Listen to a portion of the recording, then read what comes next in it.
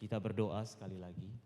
Ya Tuhan, nyatakanlah kehendak-Mu di dalam kehidupan kami, melalui doa-doa, melalui ketaatan-ketaatan.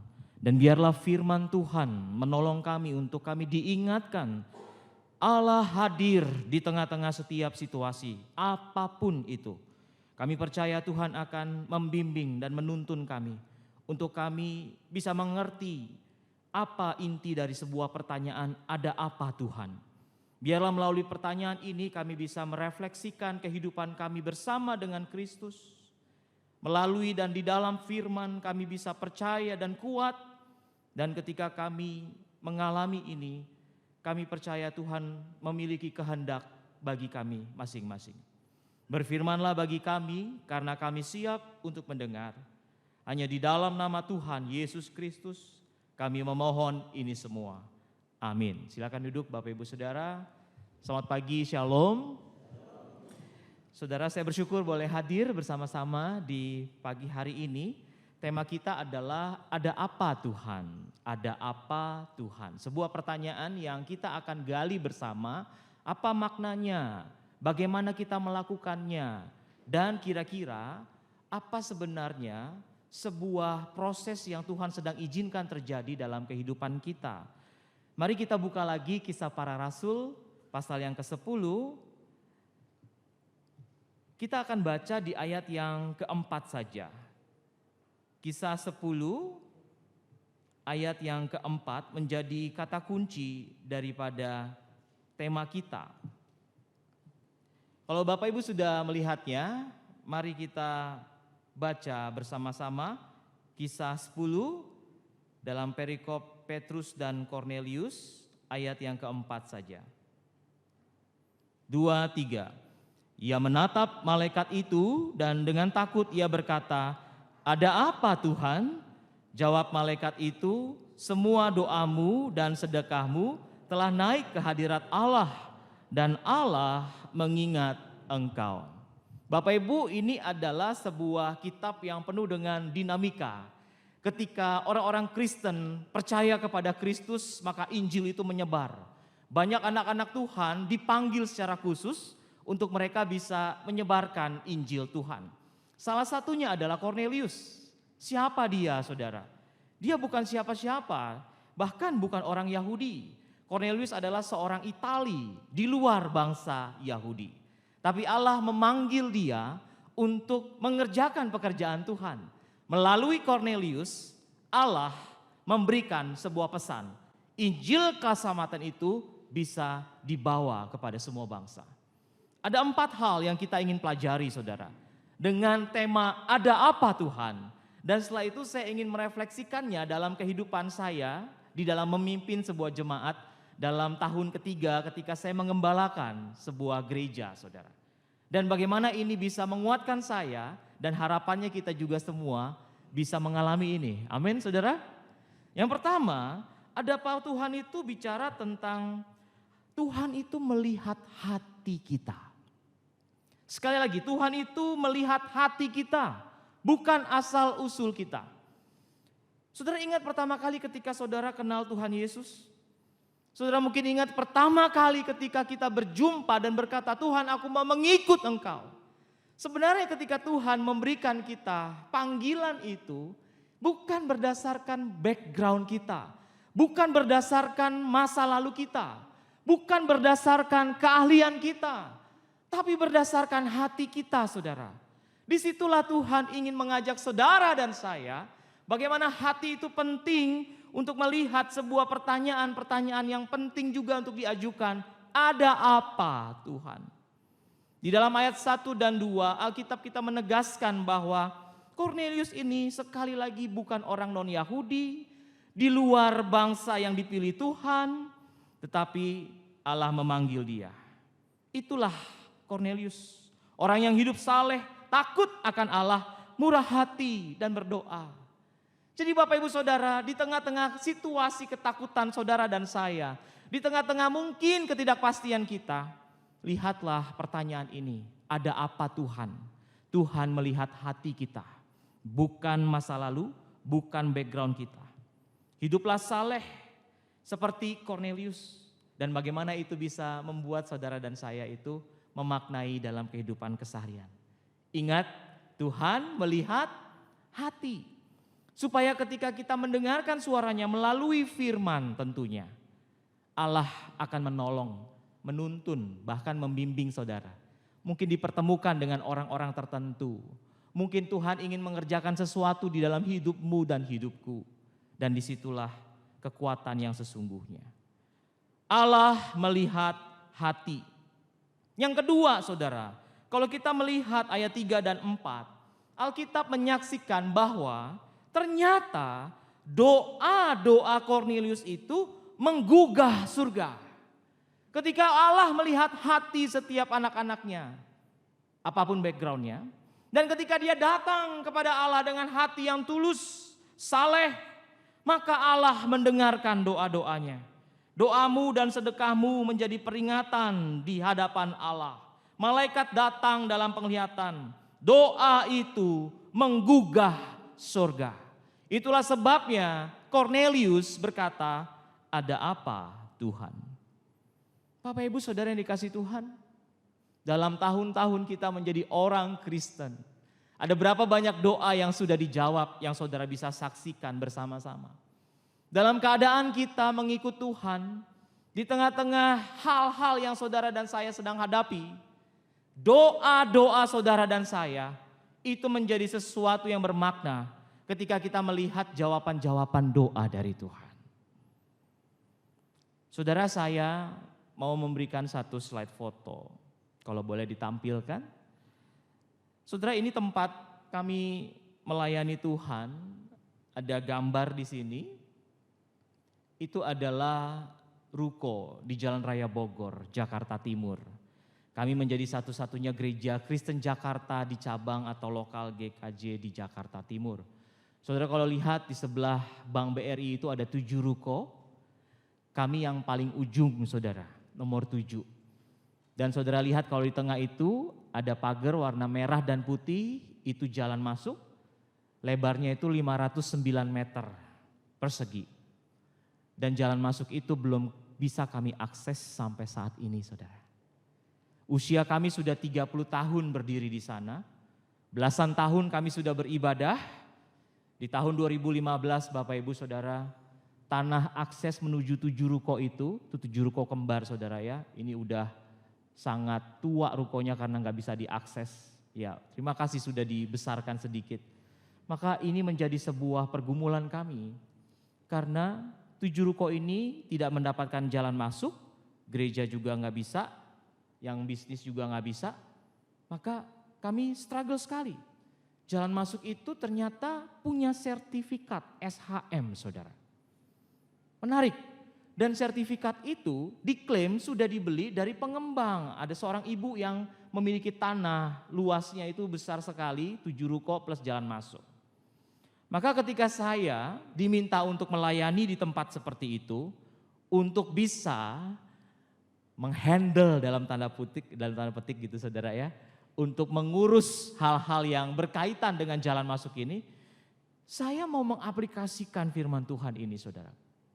Saya nggak punya pengalaman apa-apa tentang tanah. Saya nggak tahu menahu sebenarnya akar masalahnya apa. 3 tahun pelayanan saudara. Dan sementara kami sebenarnya di sebelah BRI sebelah sana itu ada satu buah namanya Mall Lipo Plaza. Kami sewa tempat di situ saudara. Dan di situ tidak murah. Dan di situ kami bisa berekspresi beribadah karena mall sifatnya memang komersil. Karena ruko-ruko yang lain di sepanjang Jalan Raya Bogor itu saudara susahnya minta ampun kalau kita bilang mau buka gereja. Daerah Condet, Kramat Jati itu daerah penuh dengan orang-orang Betawi dan orang-orang Arab. Dan Bapak Ibu ini satu tantangan yang real. Dan saya mau saksikan ketika doa-doa kita saudara mungkin belum dijawab oleh Tuhan. Tapi bukan berarti Tuhan tinggal diam Bapak Ibu Saudara. Setelah saya membaca semua data-data saudara. Itu nomor 5 itu ada pemilik rukonya anggota jemaat kami. Dia sudah tinggal di situ sejak tahun 96 ketika dia beli ruko itu pertama kali. Dan dia yang mengetahui, dia saksinya bagaimana peristiwa kronologisnya saudara. By data ketika saya baca itu saudara, aduh saya melihat sepertinya pengembang ini telah menjual ruko kepada 7 pemilik, tidak ada jalan masuk. Kok bisa ya saudara ya? IMB-nya bisa muncul. Kalau kita beli bangunan atau tanah tanpa jalan masuk, bukankah berarti sebenarnya itu melanggar hak kita saudara? Ketika saya baca dan saya tanya site plan-nya di mana? Site plan-nya ada nggak jalan masuk? Nggak ada saudara. Jadi selama belasan tahun ruko itu berdiri, belasan tahun jalan masuk itu bisa dilalui. Ada orang-orang jahat yang memanfaatkan ini saudara. Tanah 509 meter itu saudara, dikuasai. Dan bahkan bisa berpindah tangan sertifikatnya ke A, B, dan C saudara. Dan mereka mengklaim bahwa mereka sudah membeli dari pengembang. Nggak mudah. Membebaskan lahan di dalam sebuah sertifikat yang nyata saudara, itu nggak mudah. Kenapa BPN atau Badan Pertahanan Nasional bisa terbitkan? Bagaimana mungkin orang bisa membeli sebuah tanah, membangun sebuah ruko tanpa jalan masuk? Saudara, di dalam pemahaman saya ketika melihat data itu, saya jadi belajar bagaimana melihat sebuah masalah hukum. Saudara, ketika kita membangun sebuah bangunan saudara, atau kita misalnya seorang pengembang membangun sebuah bangunan, entah itu perumahan kecil, ruko, itu ada aturan mainnya. 70% bangunan, 30% itu jalan fasum atau fasos. Dan bahkan saudara, pemilik tanah itu memberikan sebuah surat ditandatangani di atas materai. Dia bilang bahwa tanah itu sudah saya serahkan ke negara untuk menjadi jalan masuk. Tetapi buktinya tidak ada. Hanya ada bunyinya di dalam omongan saudara. Bukti penyerahannya tidak ada. Jadi saudara bisa bayangkan itu. Ini menjadi sebuah masalah. Bahwa dari awal ternyata pemilik ruko itu mungkin tidak detail memberikan hak-hak kepada pembeli saudara. Dan disitulah masalah-masalah muncul. Semakin dalam pelayanan-pelayanan kami saudara selama 3 tahun melayani di GKJ Keramat Jati. Ketika kami masuk itu jemaat setelah COVID, kami masuk hanya 90 orang. Karena semuanya itu online saudara. Dan ketika tahun ketiga ini saudara, kami bersyukur Tuhan belum mengizinkan jalan masuk itu, tapi pengembangan pelayanan kami di mall dengan biaya yang tidak mudah, itu kami bisa sampai saat ini ada 160-an jemaat yang hadir dalam 3 kali kebaktian. Dan kalau Natal saudara, puncaknya itu bisa sampai 275 orang. Ruangannya enggak sebesar ini saudara. Ruangannya sederhana sekali. Tapi kami bersyukur. Ada doa-doa yang Tuhan jawab. Kalau Tuhan mengizinkan kami 30 tahun berdiri di tempat itu saudara. Belum bisa ada jalan masuk. Tapi juga Tuhan mengizinkan pengembangan pelayanan di tempat yang baru. Jadi doa itu saudara bisa menggugah surga. Dan saudara, saya bersyukur juga beberapa bulan terakhir ini kami itu bertemu dengan seorang adik tingkat kami. Dan dia punya banyak relasi dengan Taruna Nusantara. Lulusan-lulusan terbaik dari daerah yang saat ini dipakai oleh Presiden Prabowo untuk menjadi sespri, sekretaris pribadi. Dari Kapolri, dari orang-orang yang sudah dalam puncak jabatannya. Kami mendapatkan link koneksi itu saudara. Dan kami bisa menceritakan bagaimana kasus ini dan mendapat atensi dari mereka. Saudara, 7 ruko itu harus kompak. Saya bilang, saya sebagai pendeta, ruko nomor 7 paling ujung. Kalian harus kompak kalau kita mau menembus ini. Kalau kita mau memperkarakan ini. Kita harus kompak, kalau nggak kompak, kalau nggak sehati, masing-masing punya jalan percuma. Dalam perjalanannya saudara dari 2015 sampai sekarang, pemilik ruko yang nomor 6 sebelah gereja itu saudara, dia punya jalan sendiri, dia lapor ke polisi, ke Polda Metro Jaya. Dia mau tahu mencari siapa sih 3 nama KTP, orang sama, nik berbeda, alamat sama. Dia kejar ke sana ke sini dari 2019. Sampai sekarang belum ketangkap orangnya. Ruko nomor 2 punya pengacara. Ruko nomor 4 punya pengacara. Masing-masing punya ego untuk bisa, ayo kita melawan. Tapi mereka nggak punya kesehatian, saudara. Maka di tengah-tengah kami mendapatkan akses ke pihak berwenang, saudara. Maka kami konsultasi kepada orang-orang itu. Entah bagaimana caranya, ini ajaib sekali. Kami dipertemukan dengan orang BPN, 40 tahun dia kerja di situ. Agustus ini akan pensiun. Dan ketika kami membawa dokumen-dokumen dan dia bilang, mereka ini pemilik ruko tertipu sejak awal, dia bilang. Dan kalau mau melangkah hukum, opsinya mau apa? Pidana, perdata, atau petun begitu. Pidana berarti ada orang yang akan dipenjarakan. Perdata berarti ada hak yang bisa kita ambil. Petun berarti membatalkan sertifikat-sertifikat yang keluar secara ilegal. Wah, hal-hal yang membuat kami itu dicelikkan. Lalu ketika dibuka akses ke BPN, saudara, Tuhan juga buka akses ke Mabes Polri, Jakarta Selatan, Trunojoyo, Jalan Trunojoyo. Nah saudara, itu gedung yang sama sekali saya baru pertama kali dalam seumur hidup bisa masuk ke gedung itu. Ketemu langsung kepada Satgas Mafia Tanah, saudara. Dan ketika kami juga membawa data, membaca dokumen bersama-sama, Satgas ini bilang, dari tahun berapa yang di Polda itu dilaporkan? Ada satu pemilik ruko kami ajak, ruko nomor 6 dia bilang, dari tahun 2019 Pak. Si Satgas Mafia ini tanya nomor kasus yang dilaporkan pada waktu itu, nomor berapa. Dia kasih, dia langsung telepon Polda Metro Jaya. Dan dia speaker di depan kami. Ini ada kasus nomor sekian dari tahun 2019 sampai sekarang, kenapa enggak terfollow up? Polda Metro yang di Semanggi itu bilang, siap dan, sedang diproses. Uang sudah banyak keluar, pemilik ruko nomor 6 maju sendirian, saudara. Lalu si komandan ini yang Satgas Mafia Tanah, dia bilang, saya kasih waktu 1 bulan ya sejak saat ini. Kalau ini enggak terselesaikan, kami ambil alih. Karena di dalam Satgas Mafia Tanah itu saudara, ada 3 institusi, Kejaksaan, BPN sama Mabes Polri. Mereka punya Satgas Mafia Tanah. Syaratnya ketika kita punya kasus laporan, itu harus ke mereka langsung nomor 1, nggak boleh ke yang lain-lain. Dan ketika ada laporan masuk ke Polda Metro oleh pemilik salah satu ruko nomor 6 itu, si Mabes Polri ini memberikan sebuah ultimatum supaya diselesaikan. Tenggat waktunya sebulan itu akhir bulan Mei, tanggal 28 tepatnya. Kami sedang menantikan itu sebenarnya.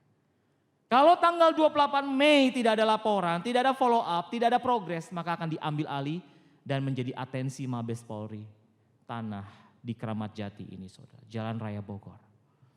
Dan memang orang-orang Mabes Polri itu, khususnya Satgas Mafia bilang Jakarta Timur itu sarang mafia tanah.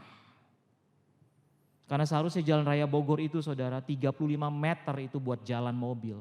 Dari jalan tengah itu sampai ke halaman ruko 35 meter saudara. Kenapa sampai saat ini itu udah masuk di blueprint tata kota tidak bisa terlaksana? Karena masih ada tol Jagorawi. Ini satu-satunya akses kalau kita mau naik motor ke puncak liburan lewat depan gereja kami.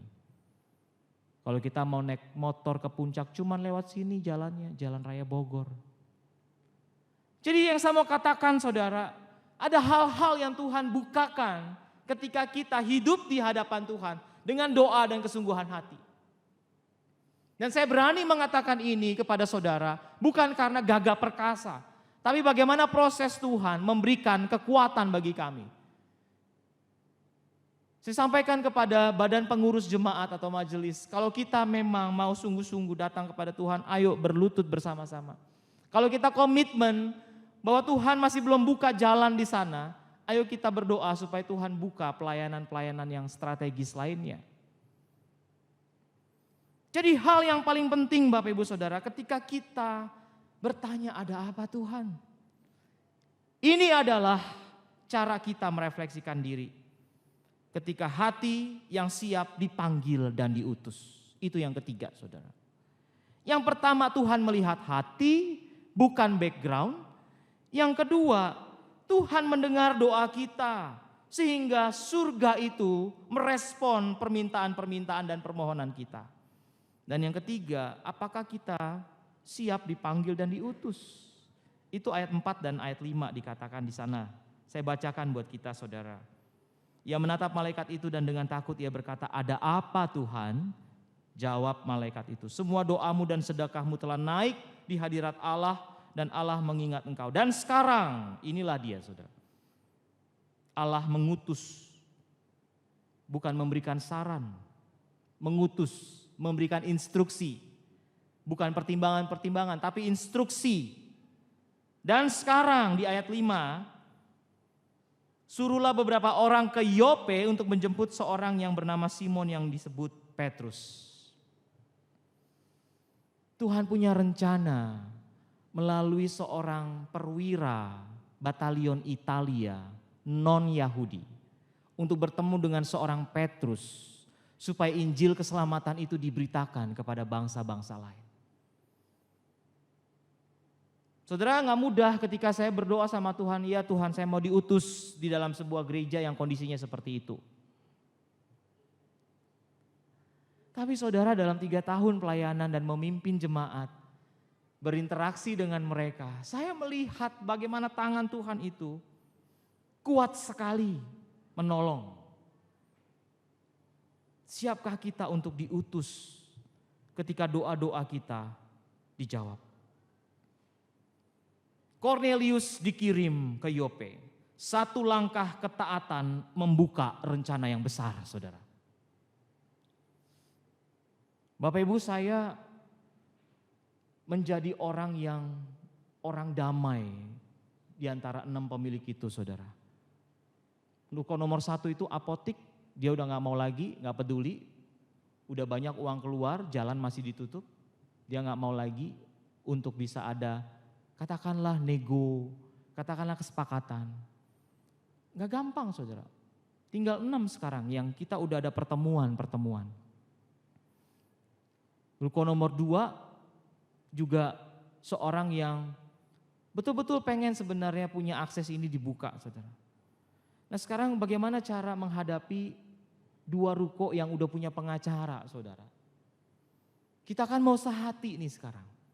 Karena kalau ini dibuka dan gereja bisa diakses lagi. Oh Bapak Ibu, ini pelayanan yang akan sungguh-sungguh luar biasa. Karena kita akan betul-betul bisa save banyak uang. Karena kalau di Lipo kami akan banyak keluar uang, kalau di sini pengembangannya itu luar biasa. Meskipun tantangannya tadi ini daerah hijau, saudara. Ruko nomor 4 punya pengacara, ruko nomor 3 punya pengacara. Lalu gimana?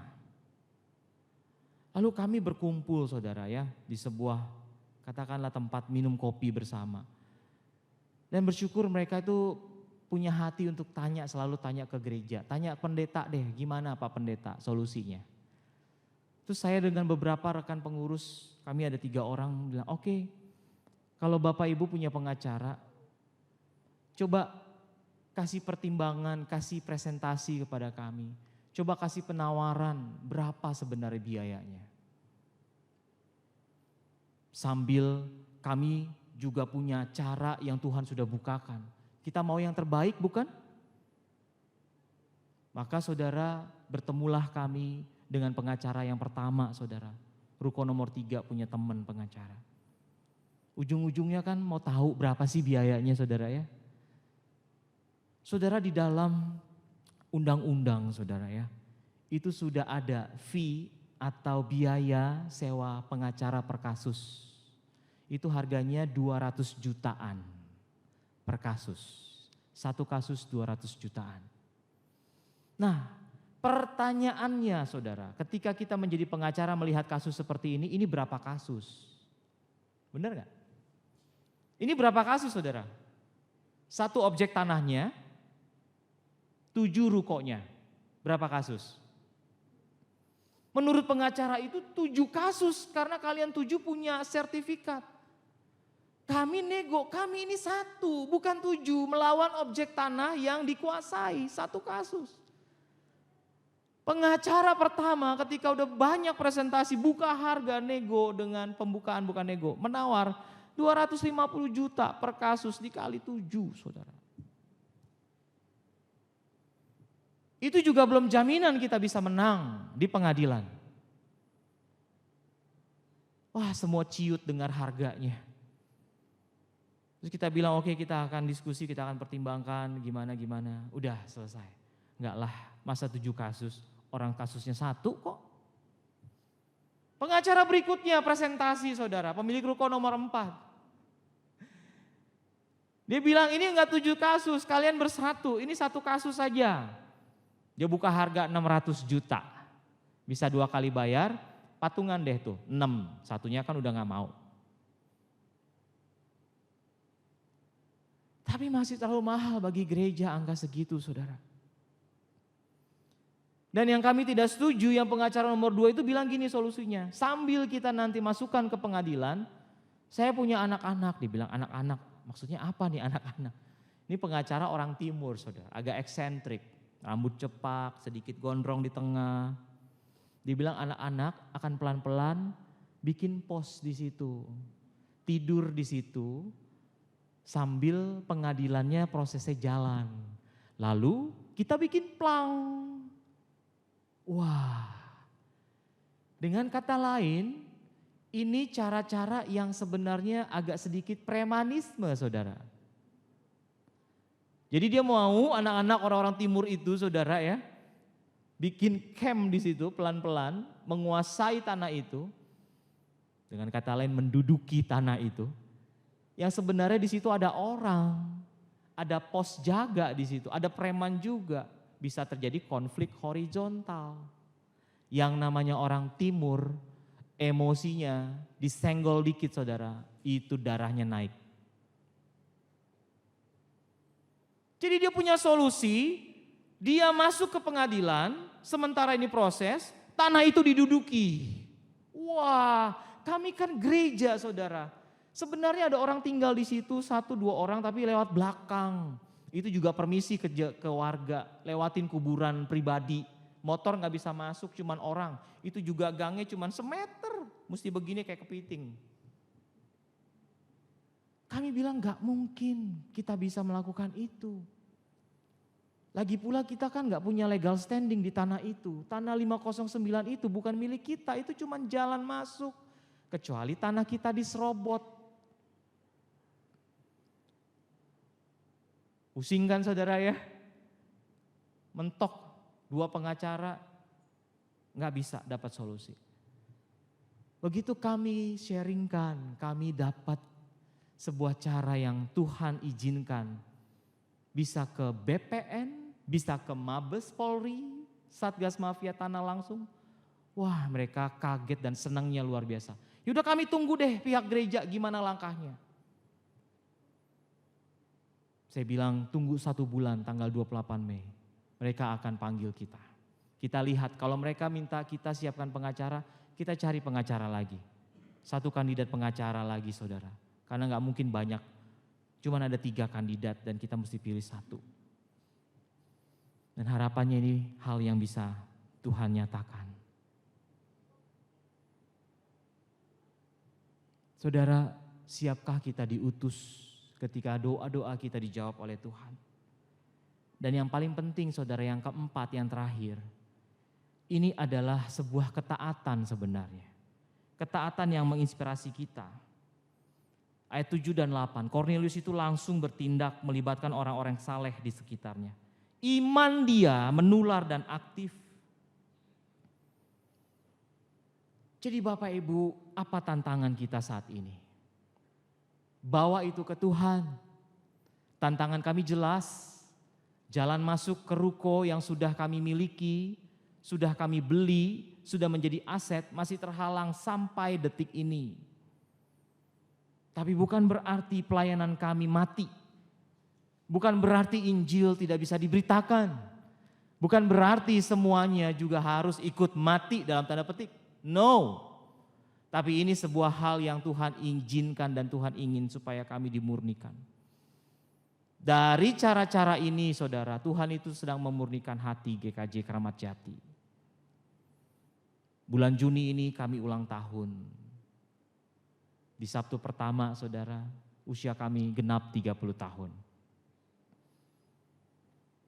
Dan kami rindu bagaimana melihat sebuah proses yang Tuhan masih izinkan terjadi dalam kehidupan pelayanan kami. Jadi saudara, saya titipkan pesan ini kepada kita untuk bawa pulang dan kita hidupi. Ketika kita bertanya ada apa Tuhan, itu sebenarnya intinya itu Tuhan apa yang kau kehendaki dalam hidupku. Tuhan melihat hati. Ketika kita tulus, saleh, berdoa kepada Tuhan, Dia memberikan sebuah jawaban. Dari situ akan menentukan respon-respon kita. Cornelius taat. Dalam panggilannya, dia bertindak. Cornelius taat, menularkan semuanya. Dia bawa orang-orang saleh, ring satu dia, untuk ketemu dengan Petrus. Dan pada akhirnya Petrus bisa memberitakan Injil. Pekerjaan Tuhan berjalan. Ada apa Tuhan? Adalah sebuah pertanyaan besar bagi kita. Bisa jadi awal dari rencana besar Allah atas hidup saudara dan saya. Ada apa Tuhan? Adalah hati yang siap mendengar dan menaati.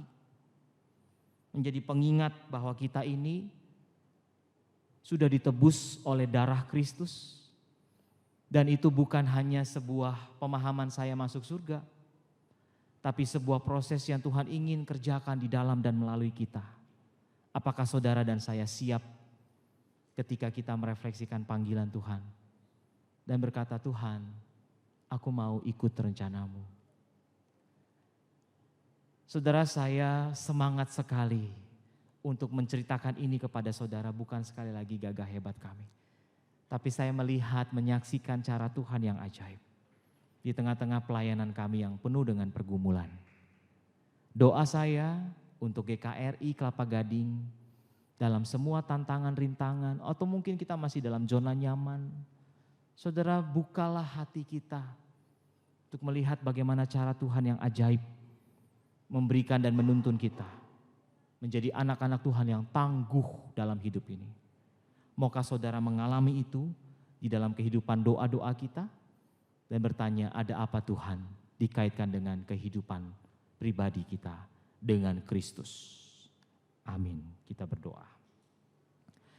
Bapa di surga, di minggu ketiga tanggal 18 Mei ini kami berdoa supaya Tuhan kami bisa mengalami sebuah pertanyaan reflektif seperti Cornelius, seorang perwira batalion Italia non-Yahudi.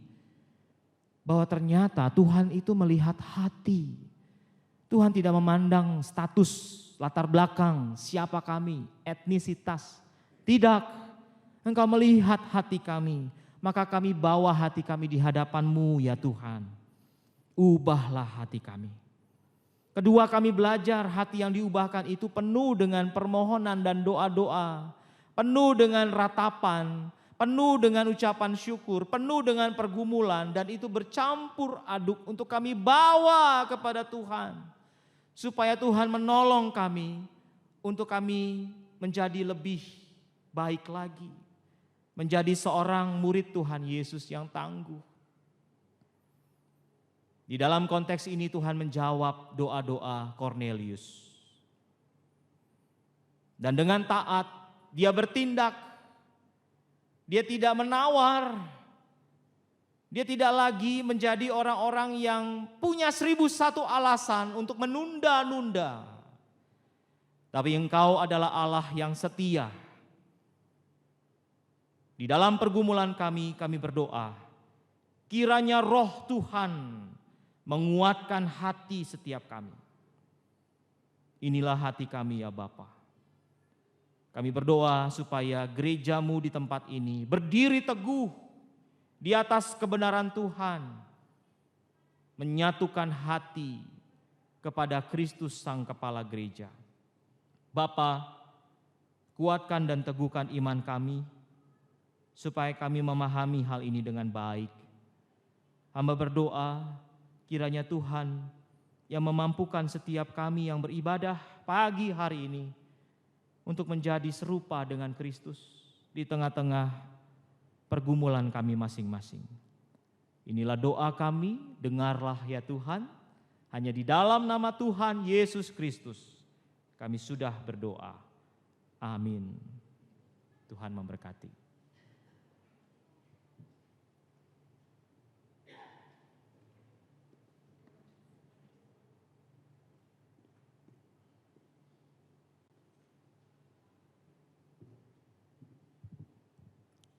Terima kasih kepada Pendeta Frans yang sudah menjadi saluran berkat bagi kita pagi ini.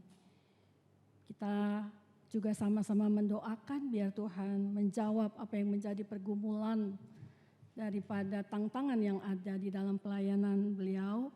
Dan Tuhan memberkati dimanapun beliau menyampaikan kebenaran firman Tuhan. Senantiasa ada banyak jiwa boleh dimenangkan untuk kemuliaan bagi nama Tuhan. Saya mengundang Bapak Ibu Saudara sekalian untuk kita bangkit berdiri. Kita akan bersama-sama menyatakan pengakuan iman rasuli. Pengakuan iman rasuli. Aku percaya pada Allah Bapa yang Maha Kuasa, Khalik langit dan bumi. Dan kepada Yesus Kristus anaknya yang tunggal Tuhan kita. Yang dikandung dari Roh Kudus, lahir dari anak darah Maria. Yang menderita sengsara di bawah pemerintahan Pontius Pilatus. Disalibkan, mati dan dikuburkan. Turun ke dalam kerajaan maut. Pada hari yang ketiga bangkit pula dari antara orang mati.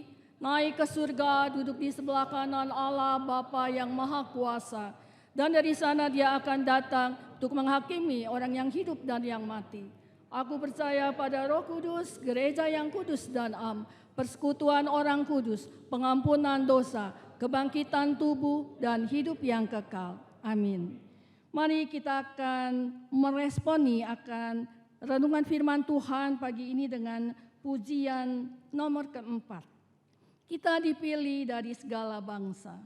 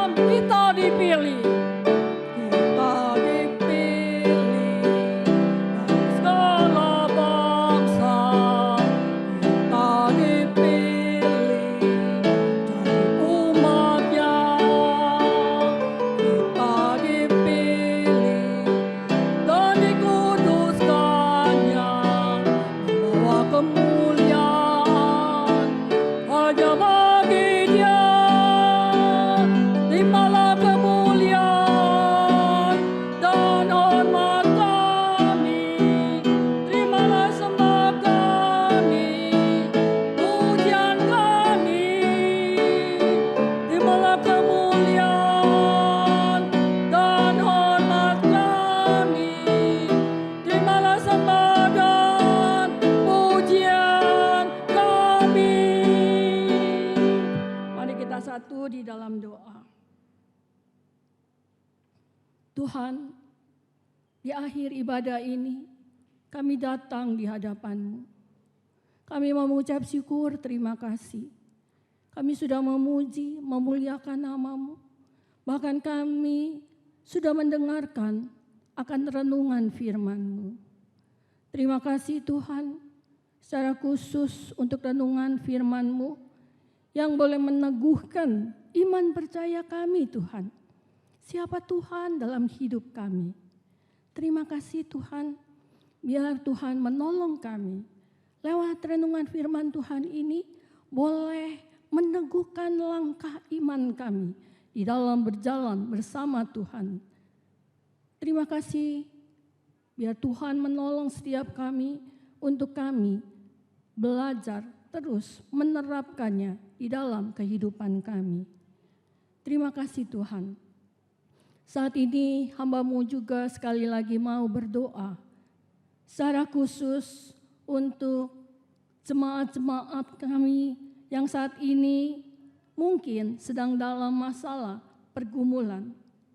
Apapun masalah dan pergumulan mereka hadapi, biarlah Tuhan mereka boleh mengalami satu perjumpaan pribadi dengan Tuhan. Sehingga seperti renungan Tuhan pagi ini, masalah pergumulan menjadi satu kesempatan untuk kembali boleh melihat dan mengalami siapa Tuhan dalam kehidupan kami.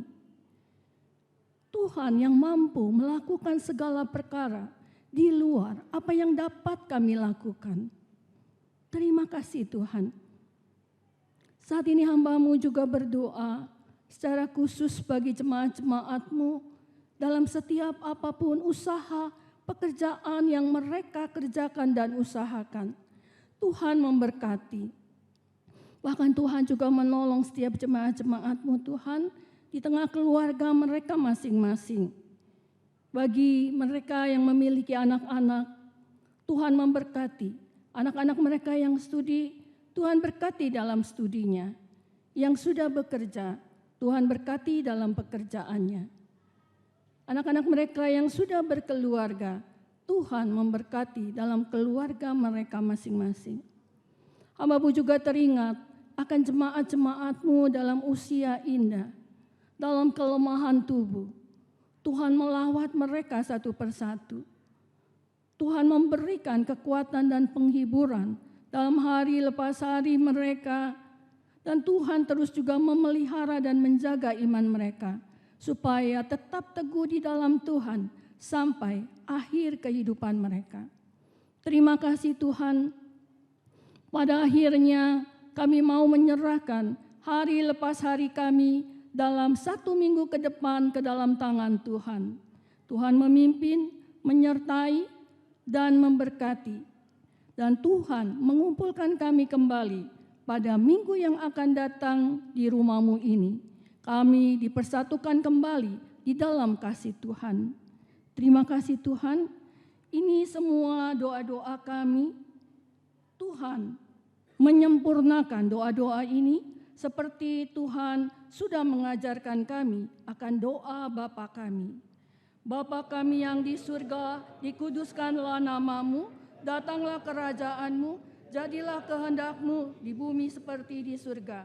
Berikanlah kami pada hari ini makanan kami yang secukupnya, dan ampunilah kami akan kesalahan kami, seperti kami juga mengampuni orang yang bersalah kepada kami.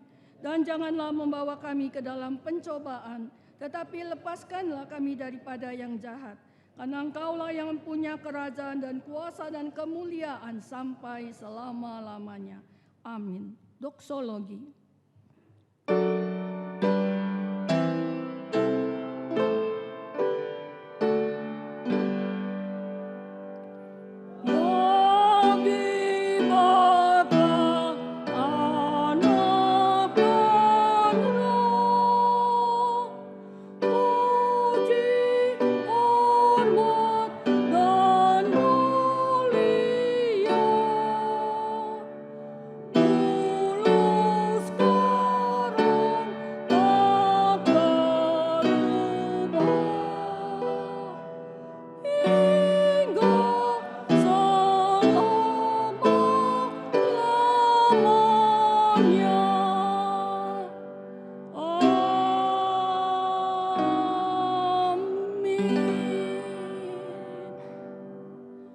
Angkatlah kedua tangan dari Bapak, Ibu, Saudara sekalian dan terimalah berkat dari Allah Bapa Tuhan kita, kasih dari Allah Bapa, damai sejahtera daripada Tuhan kita Yesus Kristus, dan penyertaan dari Allah Roh Kudus menyertai kita mulai dari hari ini sampai hari kedatangan Tuhan Yesus yang kedua kalinya dan bahkan sampai selama-lamanya. Amin.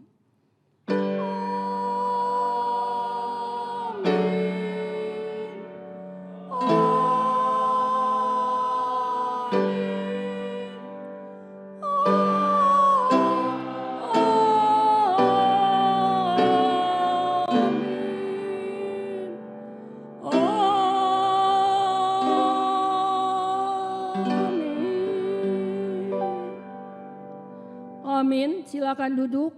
Saat teduh dan berdoa masing-masing. Ibadah minggu selesai. Tuhan Yesus memberkati kita semua.